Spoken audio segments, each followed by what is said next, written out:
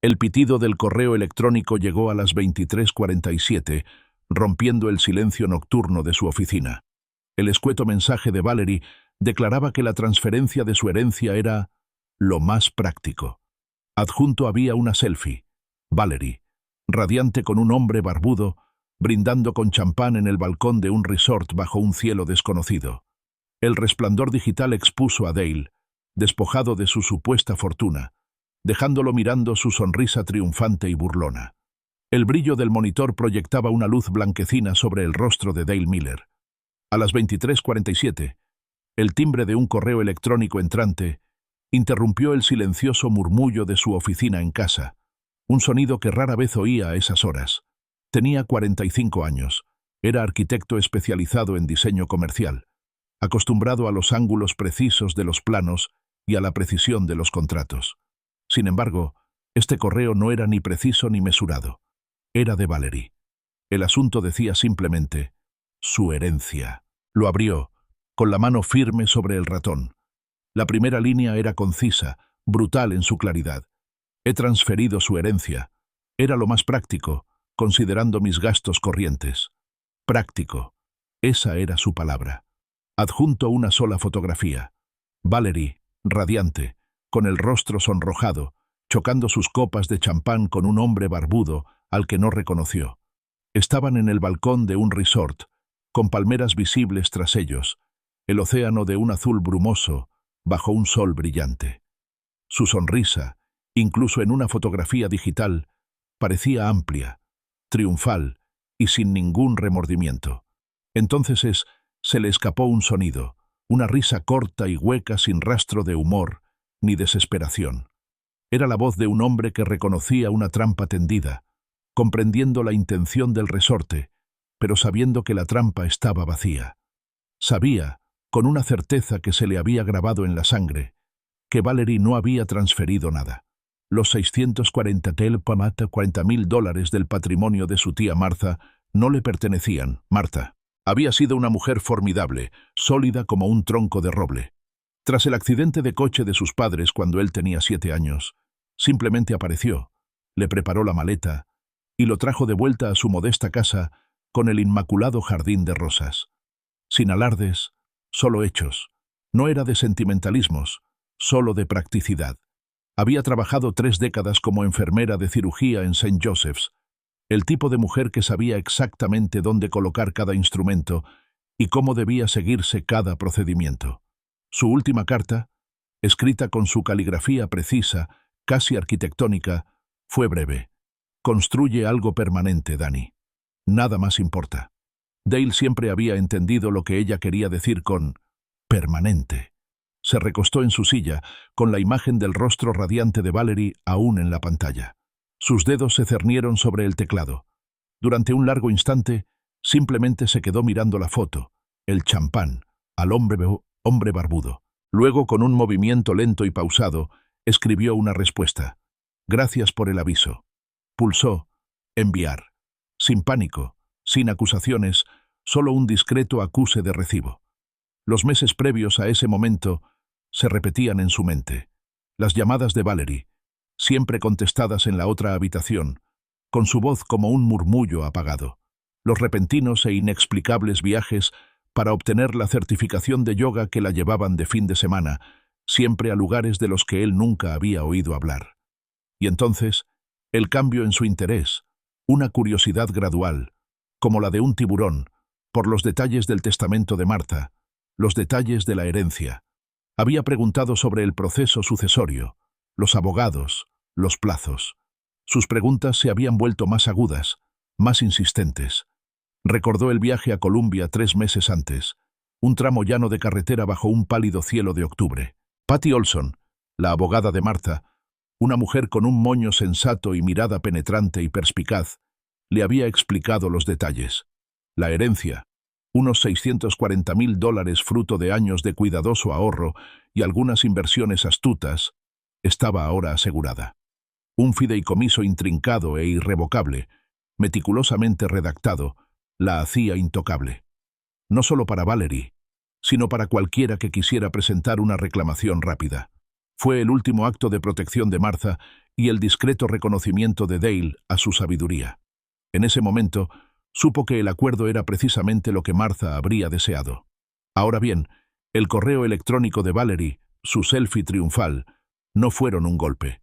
Fueron una confirmación, una prueba. Había intentado robarle, y al no poder, se había fugado con otro hombre, haciendo alarde de ello. La traición quedó al descubierto, cruda e innegable.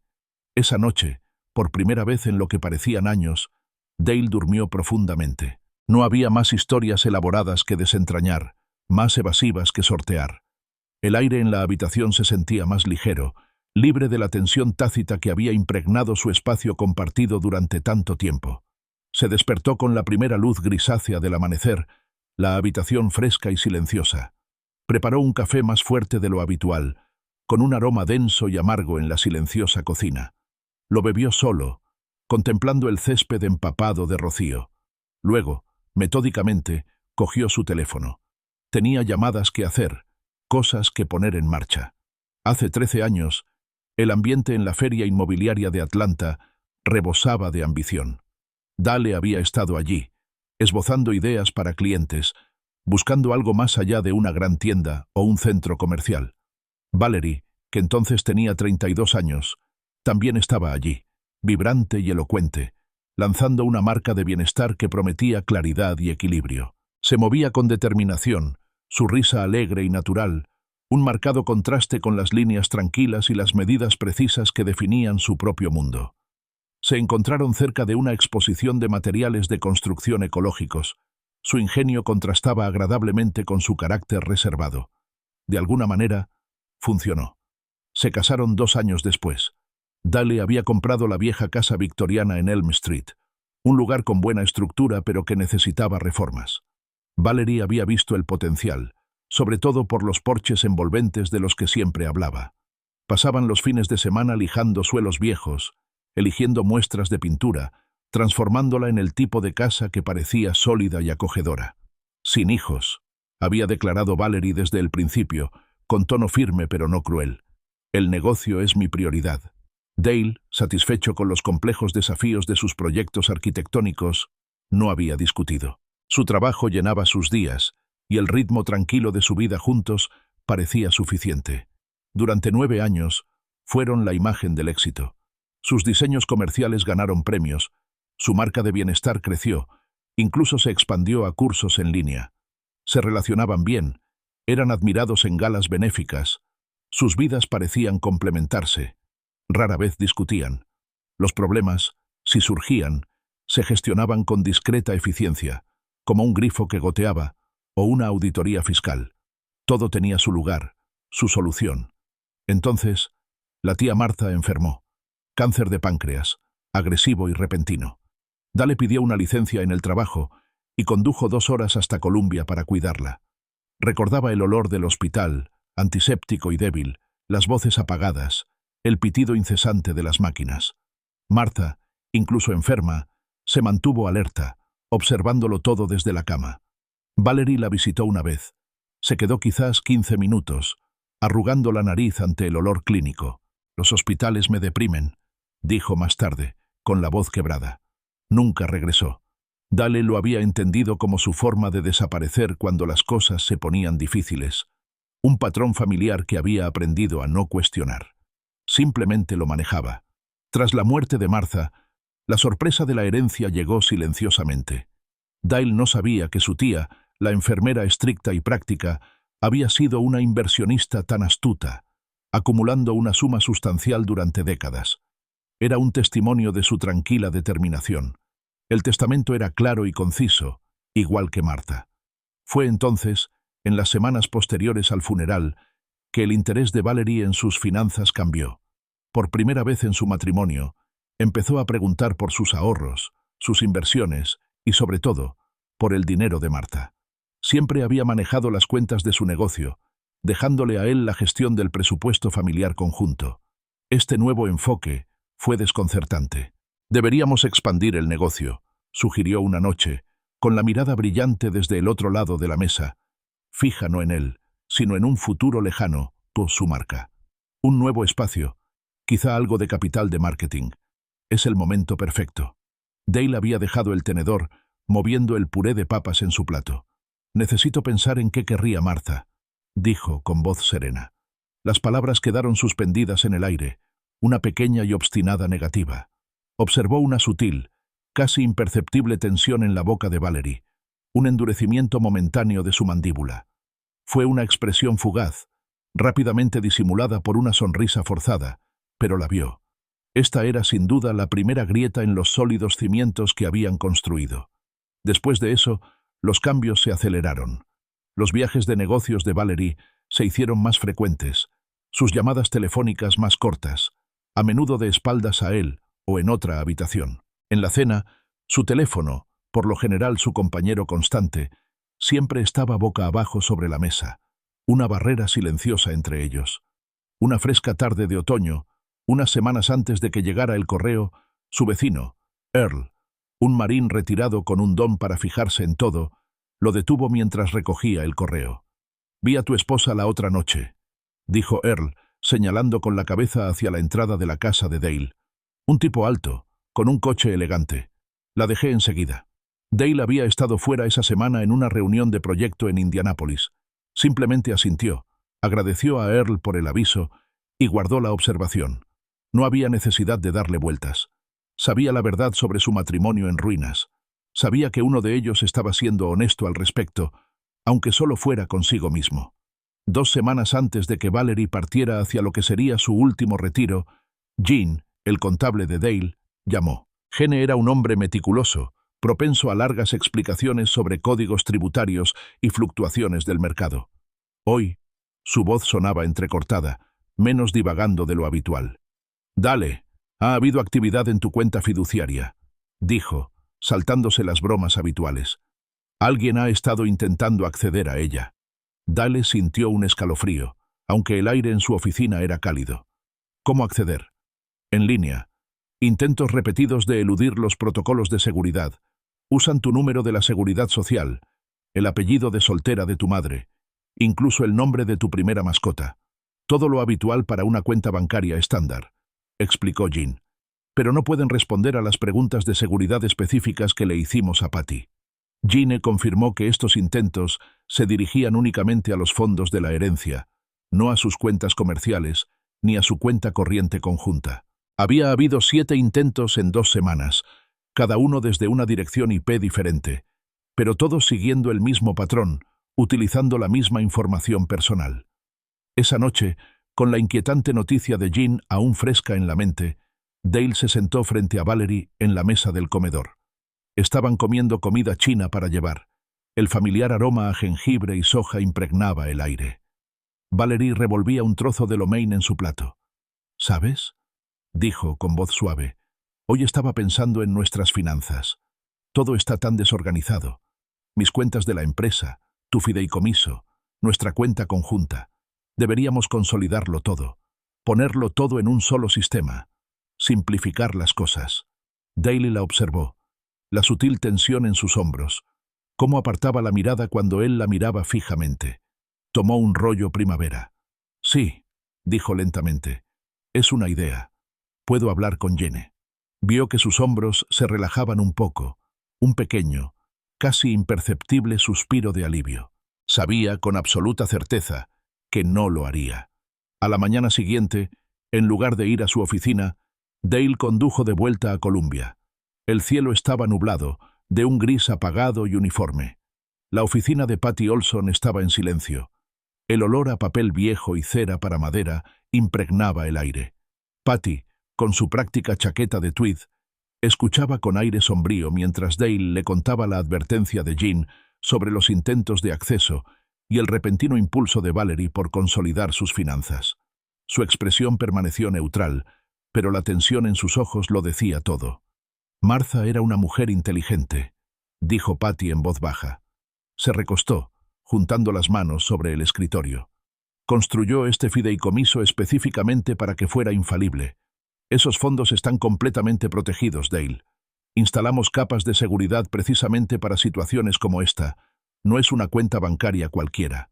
Ni siquiera con tu número de la seguridad social pueden pasar por alto las preguntas únicas. Y esas respuestas, añadió con la mirada firme. Solo tú y yo las conocemos. Entonces, su tono cambió. Se endureció, adquiriendo el tono cortante de una advertencia legal. Cualquier intento de mover esos fondos sin la debida autorización, declaró Patty, especialmente bajo falsas promesas, se consideraría intento de fraude financiero. Y con las cantidades involucradas, Dale, eso conlleva graves consecuencias federales. Tomó un bolígrafo y lo golpeó contra un bloc de notas. Mi consejo es este. Documenten todo. Cada correo electrónico, cada conversación, cada consulta sospechosa. Y estableceremos sistemas de monitoreo adicionales para cualquier actividad relacionada con el fideicomiso. Podemos rastrear las direcciones IP y las marcas de tiempo. Sabremos exactamente quién intenta qué y cuándo. Se inclinó hacia adelante, bajando la voz hasta casi un susurro, pero no por ello menos enfática. Dale. Si tu esposa está planeando lo que creo que está planeando, concluyó Patty, con la mirada fija en él, está a punto de cometer un error muy caro. Él asintió, sintiendo el peso de sus palabras. Sabía que tenía razón. Dale regresó a casa. El silencio de la casa se rompió con el suave tarareo de Valerie desde el dormitorio. Estaba haciendo la maleta. Su costosa ropa de yoga estaba cuidadosamente doblada en una bolsa de lona nueva. Este viaje es diferente, anunció, saliendo con un pañuelo de seda. Más intensivo. Están enseñando una secuencia especial de meditación. Podría extenderla 2 semanas si la energía lo permite. Sus ojos, brillantes con un entusiasmo casi artificial, evitaron los de él. Él asintió, interpretando su papel. Me parece bien, dijo, tomando la bolsa de lona. Cargó su equipaje en el elegante sedán negro, un vehículo que ella alquilaba para su negocio. La besó en la mejilla, un gesto seco y superficial. Sentía la piel fresca. La observó salir de la entrada, el coche desapareciendo por la calle arbolada al anochecer. Una vez dentro, el silencio de la casa lo invadió. No se molestó en revisar su teléfono ni en revisar sus correos. Valerie era demasiado lista para esas pistas tan obvias. En cambio, abrió su portátil y navegó hasta el almacenamiento compartido en la nube. Era un lugar para documentos domésticos, manuales de electrodomésticos, registros de impuestos, escaneos de la escritura de compra. Conocía su meticulosidad, su necesidad de clasificarlo todo. Lo encontró en una carpeta etiquetada inocentemente como «Ideas para reformas del hogar». Dentro, entre fotos inspiradoras de islas de cocina y sanitarios, había un montón de documentos. Capturas de pantalla de sus extractos bancarios, no solo de las cuentas generales, sino también del historial detallado de transacciones. Anotaciones meticulosas sobre protocolos de transferencia, procedimientos de seguridad específicos para su fondo fiduciario. Bajó la página con dedos firmes. Entonces, una foto. Era una instantánea de una pizarra blanca, llena de cifras. El monto de su herencia, claramente escrito, 640.000. Debajo, una flecha apuntaba a una cifra menor, 71.000, con las palabras «honorarios de consulta» al lado. Y debajo, un nombre, Mitch Stone. Dale reconoció la barba de la selfie. Siguió desplazándose. Correos impresos, no a él, sino a otros. Discusiones sobre estrategias de salida. Reubicación de activos. Las fechas se remontaban a meses atrás. Un plan cuidadosamente elaborado y elaborado. Todo estaba allí, expuesto con una precisión escalofriante. Cerró la laptop. La pantalla reflejaba su rostro inmóvil. Recorrió su hogar, cuidadosamente cuidado, pasando junto al antiguo aparador de caoba que habían comprado juntos, la vibrante lámina de arte moderno que colgaba en la sala, la alfombra persa que Valerie había insistido en comprar. Cada objeto parecía ahora un elemento de una prolongada farsa, parte del decorado de una vida que nunca fue del todo real. No hubo un ataque de ira ni una angustia repentina. En cambio, sintió una profunda e inesperada claridad. Por primera vez en años, vio su matrimonio con claridad. Había sido un acuerdo comercial, una sociedad de conveniencia, y ahora Valerie simplemente lo estaba poniendo fin por una socia más rentable. El panorama emocional era plano, libre de toda la intrincada maleza del afecto supuesto y los futuros compartidos. Esa noche, no durmió en su habitación. Se quedó en la habitación de invitados, con la cama recién hecha, intacta. Encontró allí una extraña calma, en medio de los escombros de lo que creía su vida. El silencio no era vacío, sino que estaba lleno de una serena resolución. A la mañana siguiente, el aire afuera era fresco y puro. Mientras tomaban un café solo, Dale llamó a Frank Riley. Frank era un investigador privado al que había contratado hacía unos años para un caso de fraude en la construcción, un hombre tranquilo y con reputación de hacer las cosas bien. Frank, empezó Dale, necesito información sobre alguien. Mitch Stone. Necesito todo lo que puedas encontrar. Historial laboral, finanzas, propiedades, cualquier vínculo con empresas de bienestar, cualquier cosa por el estilo. Y lo necesito urgente. 48 horas, dijo Frank con voz grave. Para entonces tendrás un informe. Dale sabía que así sería. 2 días después, tal como lo prometieron, recibió la llamada de Frank Riley. La línea era clara. La voz de Frank, desapasionada, exponía los hechos como si fueran artículos de un inventario. Mitch Stone, comenzó Frank, trabaja en un lugar llamado Estudio de Equilibrio del Aura. Se vende como especialista en limpieza del aura y alineación espiritual. Una fachada total. Dale escuchó, reclinado en su silla de oficina. El zumbido de su computadora era el único sonido. Su verdadero negocio, continuó Frank, es asesoramiento financiero para mujeres que buscan independencia. Se dirige a un grupo demográfico específico, esposas adineradas, a menudo inquietas, mujeres con acceso a un patrimonio conyugal considerable que buscan una salida o simplemente una nueva forma de emoción. Frank explicó los detalles con precisión clínica. Mitch se especializaba en enseñar a estas mujeres a separar sus bienes meticulosamente, a menudo asesorándolas sobre métodos que eludían las protecciones legales habituales. Sus honorarios aumentaban según el patrimonio involucrado. Cuanto más dinero pudiera obtener una clienta, mayor era el porcentaje de Mitch. No era solo un gurú del estilo de vida, era un arquitecto financiero de la traición. El hombre vive bien, añadió Frank, con un tono seco en la voz.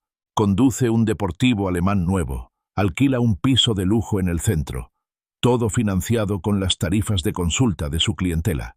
Tenemos un registro documental. Frank entonces relató un patrón. Matrimonios rotos, maridos económicamente devastados, mujeres que a menudo se quedaban con menos de lo esperado después de que Mitch se llevara su parte.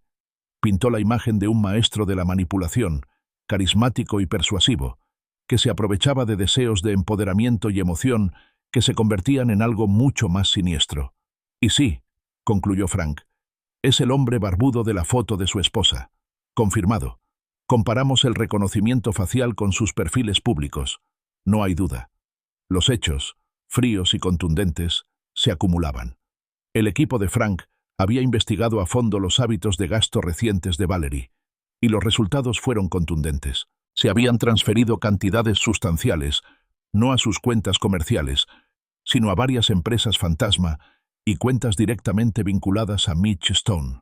La tarifa de consulta que Dale había visto en la pizarra del almacenamiento en la nube era solo la punta del iceberg. Ahora estaba claro el coste de cada decisión, de cada traición silenciosa. Quédate hasta el final para ver cómo se desenvuelven las decisiones costosas de la vida. Frank luego proporcionó otra información clave. A menudo anima a los clientes a poner a prueba la seguridad financiera de su cónyuge, dijo el detective. Ver qué cuentas son vulnerables y qué información se puede recopilar. Es parte de su método. Les hace sentir cómodos con la idea de ignorar el conocimiento de su esposo y les hace sentir que están siendo proactivos. Esto explicaba los repetidos intentos de Valerie por acceder a la información del fideicomiso de Dale y sus preguntas inquisitivas sobre la herencia. No fue un intento al azar. Fue una maniobra calculada, guiada por Mitch Stone. La opinión profesional de Frank fue concisa. Mitch Stone es un depredador. Se aprovecha de la insatisfacción conyugal y la convierte en beneficio propio. Tu esposa no solo tiene una aventura, Dale, es parte activa de un plan calculado para defraudarte. Dale procesó las palabras, cada una un corte limpio y preciso. No se trataba de un error repentino y apasionado por parte de Valerie. Eran meses de planificación meticulosa, un engaño deliberado y a sangre fría. La magnitud de la premeditación y la complicidad de Valerie, las capas de engaño, consolidaron la determinación de Dale. No sentía ira ni pánico, solo una determinación firme e inquebrantable. Sabía exactamente qué debía hacer a continuación. La intrincada red de su engaño se desenredaría, hilo a hilo. Valerie regresó 3 días después, con su habitual elegancia, irradiando una calma zen cuidadosamente construida, un aura de bienestar iluminado. Entró en casa como si acabara de regresar de una larga clase de yoga, no como si hubiera sido una traición elaborada. Dale había programado la reunión para esa tarde. Patty Olson ya estaba allí, sentada a la mesa del comedor, con una pila de carpetas ordenadas ante ella. Valerie arqueó una ceja ante la presencia de Patty. Un leve atisbo de molestia cruzó su rostro, rápidamente reprimido. Probablemente asumió que se trataba de consolidar sus finanzas, la conversación que ella había iniciado. «Valerie», comenzó Dale con voz tranquila. «Siéntate. Necesitamos hablar». Se sentó, con la espalda recta y las manos cruzadas con recato sobre el regazo. «Por supuesto, Dale. Estaba a punto de sugerir que finalmente hablemos con Jean sobre cómo poner nuestras finanzas en orden». Dale asintió lentamente. «Siempre has sido buena para los negocios, Valerie. Estratégica, centrada». Hizo una pausa, dejando las palabras en el aire. «Ese enfoque a veces se extiende a otras áreas, ¿verdad? Como mi herencia, por ejemplo». Deslizó la selfie del resort sobre la mesa de caoba pulida. La mirada de Valerie pasó de su rostro a la fotografía. Su sonrisa con Mitch Stone, el tintineo de las copas de champán. Sus labios se separaron y luego se cerraron. Antes de que pudiera hablar, Dale también le envió su correo electrónico, el que confirmaba que había transferido los fondos. La compostura de Valerie se quebró, disolviéndose como la niebla. Su rostro, normalmente tan controlado, palideció. Tartamudeó. «Dal, yo... no sé qué es esto. Un malentendido. Era una broma, una idea». Su mirada se dirigió a Patty, luego a él, suplicante. Patty Olson, tranquila y precisa, se inclinó hacia adelante. «Señora Miller», comenzó con voz serena y autoritaria, «la herencia del señor Miller se encuentra en un fideicomiso irrevocable. Es impenetrable. Cualquier intento de transferir esos fondos sin la debida autorización se considera intento de fraude financiero, con graves consecuencias federales». Dale presentó sistemáticamente las pruebas. Describió los 7 intentos de acceder al fideicomiso, comparando las fechas con sus retiros de yoga y detallando las llamadas sospechosas. Le mostró las llamadas documentadas que había llamado a Mitch Stone, llamadas que coincidieron con los intentos de acceso. Luego, expuso los hallazgos de Frank Riley sobre Mitch Stone, detallando su fachada de limpieza de aura, su verdadero negocio de asesoramiento financiero para mujeres que buscan la independencia, sus métodos, sus honorarios y su historial. Valerie intentó negar, luego justificarse. «Solo estaba explorando opciones. Por mi autonomía financiera. Me sentía atrapada, Dale». Su voz se alzó, adquiriendo un tono de desesperación. Intentó presentarse como una víctima, una mujer en busca de liberación. Dale no dijo nada. Simplemente deslizó su portátil sobre la mesa. Abrió la carpeta de ideas para reformas del hogar, revelando la foto de la pizarra, los honorarios de la consulta de Mitch y los correos impresos con la estrategia de salida. Cada paso meticulosamente planeado de su engaño quedó al descubierto. No había escapatoria, no había margen para la negación. La abrumadora evidencia, cuidadosamente reunida, no dejaba lugar a dudas. Valerie fue atrapada con las manos en la masa.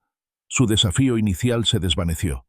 La realidad de las implicaciones federales pareció finalmente comprenderla. Un temblor recorrió sus manos. Patty, observando en silencio, le pasó un delgado documento legal por encima de la mesa, un acuerdo de divorcio previamente preparado. «El señor Miller se queda con la casa, su herencia y todos los bienes del negocio», declaró Patty con voz desprovista de emoción. «Usted, señora Miller, no recibe nada». Despojada de su calma cuidadosamente construida, Valerie finalmente se derrumbó. Sus hombros se desplomaron, emitiendo un sonido entre sollozo y jadeo ahogado. Miró el documento, luego a Dale, con los ojos abiertos, presa de un horror comprensivo.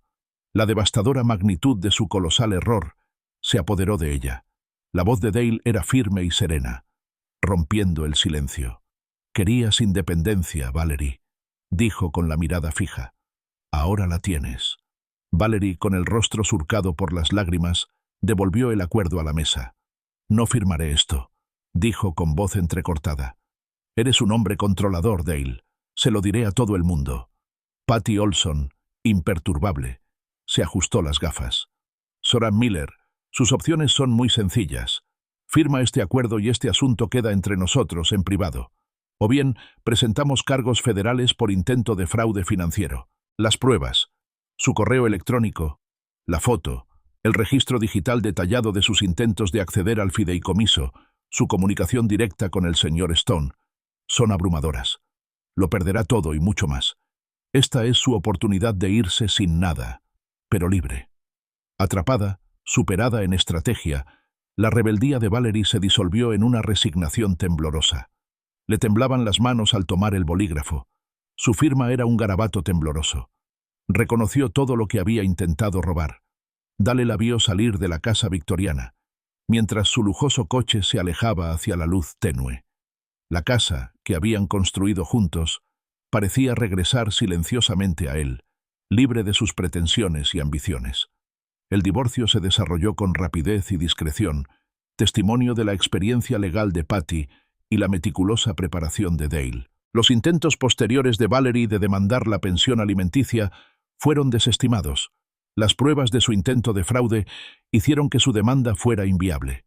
El imperio del bienestar de Mitch Stone finalmente se derrumbó tras una investigación más profunda, consecuencia directa del trabajo continuo de Frank Riley. Dale usó parte de su herencia para financiar una nueva biblioteca comunitaria, honrando el legado de Martha y construyendo algo verdaderamente permanente y significativo. Encontró un nuevo propósito en su trabajo arquitectónico, enfocándose en proyectos que realmente servían a la comunidad, aportando valor tangible. Reflexionó sobre las duras lecciones. La verdadera confianza se gana, y la auténtica independencia surge de la integridad, no del engaño ni del robo de riquezas. La vida en su antigua casa victoriana ahora parecía más sencilla, menos abrumada por mentiras, ambición y el constante zumbido de la sospecha. Sus días estaban llenos de trabajo honesto y la tranquila satisfacción de una vida reconstruida sobre una base sólida. El recuerdo de Valerie, una vez un dolor agudo, se desvaneció lentamente, reemplazado por la fuerza perdurable de sus propios principios. A veces, Dale veía a Earl cuidando su jardín y compartían un gesto de complicidad. Dos hombres del Medio Oeste que entendían mucho más de lo que necesitaban decir. Valerie, despojada de su fanfarronería, firmó los papeles del divorcio. Dale la vio salir de la casa victoriana, cuya silueta familiar se asentaba ahora en una propiedad tranquila y menos agobiada. El divorcio se desarrolló con rapidez y limpieza, un testimonio de la precisión de Patty Olson. Los intentos de Valerie de reclamar la pensión alimenticia fueron rápidamente desestimados. Su rastro de intento de fraude era demasiado claro como para ignorarlo en el tribunal. El imperio del bienestar de Mitch Stone finalmente se desmoronó tras una investigación más profunda. Las pesquisas impulsadas por Frank Riley revelaron su verdadera naturaleza depredadora. Dale, honrando la memoria de Martha, utilizó parte de su herencia para financiar una nueva biblioteca comunitaria, construyendo algo sólido y permanente para el pueblo. Su obra arquitectónica cambió, encontrando propósito en proyectos que realmente servían a quienes lo rodeaban. A menudo reflexionaba sobre las lecciones aprendidas. La confianza no era algo dado, sino algo que se ganaba, y la verdadera independencia provenía de la integridad, no del engaño ni de la ambición robada. La vida en la antigua casa victoriana parecía más sencilla, menos agobiada por lo tácito, menos abrumada por la ambición. El recuerdo de Valerie, antaño vívido, se suavizó hasta convertirse en un eco lejano, reemplazado por la serena fuerza de sus propios principios reconstruidos. A veces veía a Earl en su jardín e intercambiaban un gesto de complicidad. Dos hombres del Medio Oeste que entendían más de lo que las palabras podían expresar.